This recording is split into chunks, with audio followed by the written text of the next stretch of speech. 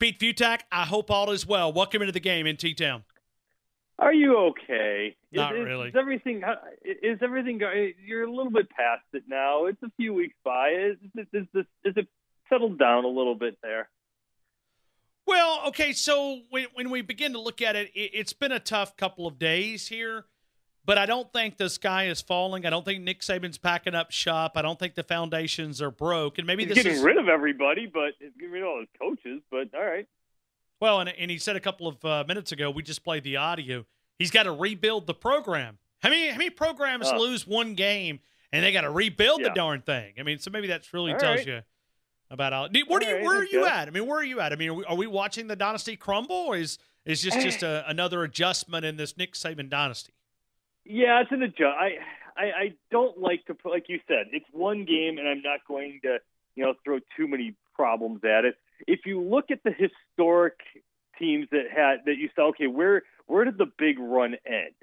So, like the big run for example, Florida State under Bobby Bowden, it's when they just got completely shut down by Oklahoma in the Orange Bowl in 2000.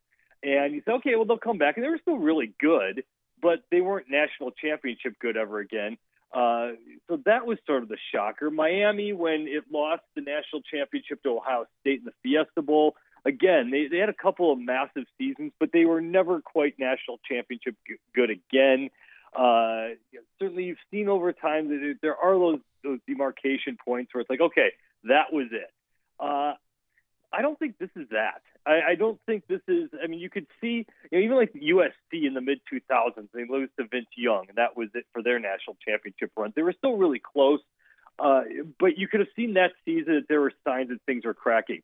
There were no signs this year. There wasn't a game this season, even Georgia in the SEC championship, where you said, you know what, this is kind of a fraud of a team. This is they're undefeated, but there's something there that's not quite right. They just simply, to me, they looked fried. I think that team just looked gassed for some whatever reason against the team that was ultra fired up. And you saw this a couple years ago where Clemson was just on a mission from the start of the season, and this team was on a mission, had the talent to do it. Alabama came in just a little down, and you saw what happened. All right, but when you look at Alabama next year, what a way to get things started, because this schedule is, I mean, it may be as easy as Clemson was this past year. Alabama's, I mean, they've got a very, very favorable schedule. So maybe this is the year to kind of rebuild or readjust or try to make some tweaks in what you do, offensive philosophy, defensive philosophy, whatever. This is the year to do it with that schedule. But I don't think there's any way. Here's the thing. I think it was just a bad day against a great motivated team. And I don't like the idea of saying we have to rebuild this whole thing. Look what happened again. This was one of the dominant teams in college football history. I mean, again, think about it. What else would you have wanted to do differently? The offense was the best in the Saban era. It was blowing everyone out. You got a ridiculous amount of rest for all the top players whenever you needed it. The games were over by halftime. So this was about as rested and ready a team as you could have possibly have had. And I think part of it is just, I don't know if that was just the grind or the pressure or whatever it was, or just a bad game. Clemson's really good. It just, I don't know. I'm sure, I was talking to your producer off the air that what would be worse if you lost by 3 or you lost like this. A loss is a loss.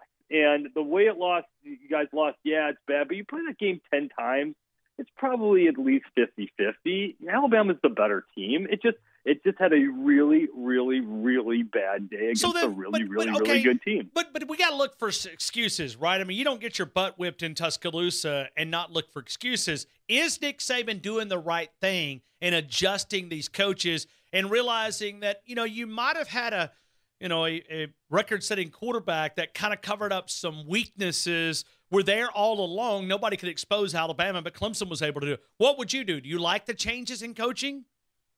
Nah, I wouldn't blow the whole thing up. I think, like you said, you just chalk it up to one really bad, moment, one really bad game. I mean, look over the course of history where you say, okay, where did you have a meltdown? Look at the 1985 Miami Hurricanes, which might be the best of all those teams.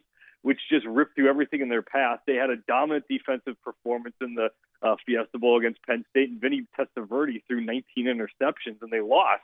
They come back the next couple of years, and we're one of the dominant programs of all time. It's you don't need to you just say, hey, look, bad game, bad day, move on. I get it. I get that you're right that if you're Alabama and you never, ever, ever lose, to lose like that's a whole other thing. But also remember, that game just got away from the Tide. I mean, there's always that kind of feel. You're still there at halftime. You were still there in the middle of the second half. It just seemed like there was, if it could have just been one play here or there, then all of a sudden things could have possibly shifted. They just give credit to Clemson for this. But Bama just never had that one break, the ball going the right way, that one big play that kind of shifted the momentum and snapped them out of their funk. It just seemed like, again, I keep going back to this, that just seemed like a fried team that was going against a team that was just hyper-focused and just had the right attitude and the right mix on the right day. All right, Pete, let me ask you, when you look around, and see, I counter this rebuttal when I begin to look at the SEC, and I begin to look around, and this is something that we're going to do all day today. This is one of the things that we're going to throw out there to our audience. When you look around the league, give me a team that you would buy stock in right now as we look at 2019, January the 25th, 2019, that will be worth more in 3 years than it is right now. One team in the SEC. Oh, A&M.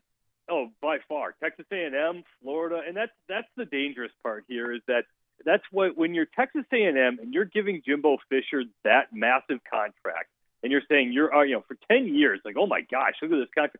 What you're doing is you're saying, okay, we're not expecting a national championship now. We're not expecting, massive things right away.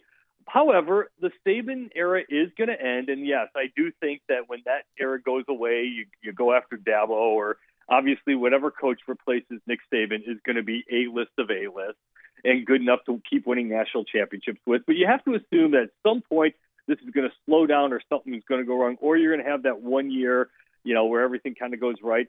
And if you're A&M, you're like, we got the resources, we can recruit the talent, and we've got a national championship head coach.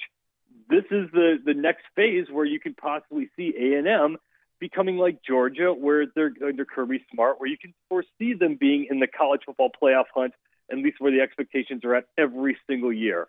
I'd put Florida there too. I that didn't need a total overhaul; it needed just a little bit of readjusting, and certainly Dan Mullen did just that in his first year there. So LSU is always going to be dangerous on the right season, but that's a little more hit or miss. But if you're asking, who am I buying stock in long term? Certainly Georgia's going to be just as good as it's been. Certainly Florida, but I'd go Texas A&M. Okay, so Texas A&M. All right, let me flip that. Give me a team that you would stay away from because it would be the worst investment.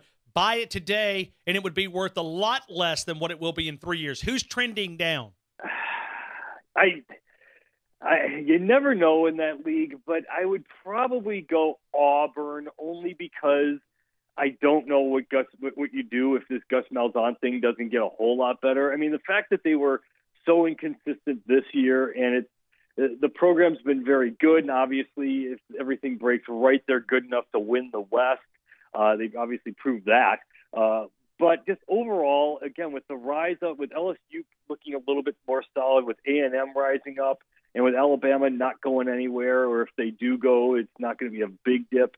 I just don't see Auburn without all the planets aligning right, really rocking and rolling over the next 3 years. But again, put them in the mix for things. If they can obviously, they get the right quarterback at the right time. I'm not going to say you have 2010 again, but certainly, it's not hard to flip that switch in a hurry. But I guess I would go compared to where they're expected to be. I probably would go Auburn out of that group. Pete, did you know you guys had a mistake on collegefootballnews.com that I found in the last Just one? No, yeah, just one that I found so far. I was looking at these coaching rankings, okay? It's 2018 final ranking of all 130 head coaches. How good were they this season? Come on, Pete. Nick Saban's not 21st in college football, is he? Did he win the national championship? No, he got outcoached. Yeah, and that's the problem. Like, it's based the rankings are based on what you got, what were your expectations, and what were you supposed to do? Obviously, if you're saying who are the best coaches in college football, certainly Saban is 1, 2, or 3, whichever way you want to do it. But the rankings are based on who had the best season, which coach did the best job this season. And unfortunately, or fortunately, good or bad, if you're the Alabama, world, if you don't win the national championship, obviously, your season's kind of a disaster. Forgetting that it was an amazing year. It was a whole lot of fun. You won another SEC championship, another college football playoff appearance, another college football playoff national championship appearance, but didn't win the national championship. So if you're Alabama and you don't do that, then your season kind of didn't work. Just like it is for a place like Ohio State, just like it is for a place like Georgia, which, look, this year was college football playoff appearance or bust, and they didn't get there. But Pete, I don't know if it's fair, and I've been talking to my audience about this week and even last week. Even though he's built this standard, I mean, do we really look at it and say in this current time that we live in parity in college football, it's championship or bust? I mean, is it really fair in 2019 to judge a coach? Because you could also make the argument that he did one of his best coaching jobs because he covered up for a lot of weaknesses. I mean, the story that I thought that we got into this week, we found out that Tosh LaPoy, the defensive coordinator, didn't even call the plays from like the first month of the season on, that someone else had to call those plays. That'd be a killer story in September. It sort of brushed around, this week up underneath the rug. I mean, maybe he was able to cover up some of these coaching weaknesses. Yeah, of course, but it's also who did the most with the least and the least with the most. And when you've got a team, he had the best team in college football. He's got all the talent in the world. And granted, when you're talking about overall coaching rankings, that puts him at or near the top because, 90% of the battle is, did you get the guys in the first place? And I don't think coaches get enough credit, to say, oh, well, everybody could have won with that talent. Well, yeah, but who got the talent there? So that I think Saban obviously gets all the credit in the world for putting the program together like he did. But there are just certain places where, either you win the title or you don't. Like if you're Ohio State, amazing year. Forgetting all the other peripheral, disastrous stuff. By almost any other measure, if you go 13-1 and you win the Big Ten championship and you not only destroy your rival, you rip out their hearts by doing it, and then you go on and win the Rose Bowl, that is just an awesome year. That is a dream season for almost any other program. You're Ohio State, you didn't make the college football playoff, you kind of didn't get the job done. So it's good or bad. Like right now for the New England Patriots, if you don't win the Super Bowl, I kind of think now if you're the Patriots, just getting to the Super Bowl is amazing. But you know this, if it's the same thing like Alabama, getting there is good, but ask New England Patriots fans what last year was like. They lost the Super Bowl, and that's how they're remembering that year. They don't remember that it was just an amazing achievement just to get there in the first place. There you go. Pete Fiutak, college football news. Man, you guys are already counting it down with us, like 218 days away, brought to you by Alabama Credit Union, away from college football. You guys have already started early, collegefootballnews.com. And it was nice of you guys to lose the national championship just to make it a little more fair and interesting for everyone else. Just to take a year off, just to take a little time off. What are you saying? We're doing our part? Is that what you're saying? We're making exactly. It was exactly. It was real nice of you to go. It'll be interesting now to see. Everyone's going to has to put Alabama 1 or 2 in next year's preseason rankings. Where will you have them? You have them at 1? I had not 21st. Not 21st. No, we had. I think you should change that, Pete. I mean, that hurts, man. I mean, that's like, it's kicking us right where it hurts. At Nick Saban at 21st. I think he should at least. Not my fault that they didn't coach. They figure out how to coach better and come up with any answers. That was the biggest. Not to get back on this, but that was the biggest flaws. Where were the adjustments? Where were the didn't have any when things were working? Didn't have any. I mean, it was like this is it. Don't have our answers. Yeah, you saw that look. The look on Nick Saban during that game was as puzzled as I've ever seen him in 12 years. I mean, he looked like a guy that was lost without a compass. I mean, he didn't know where he was going. Yeah, it's like they took their foot off the gas in the Orange Bowl and they just couldn't get it quite back again. But you know what? Again, bad game. This happens once in a while. You lost. Look what happened. You lost to Deshaun Watson a few years back. You come back, find your way back to the national championship. I have a feeling Alabama's going to be all right.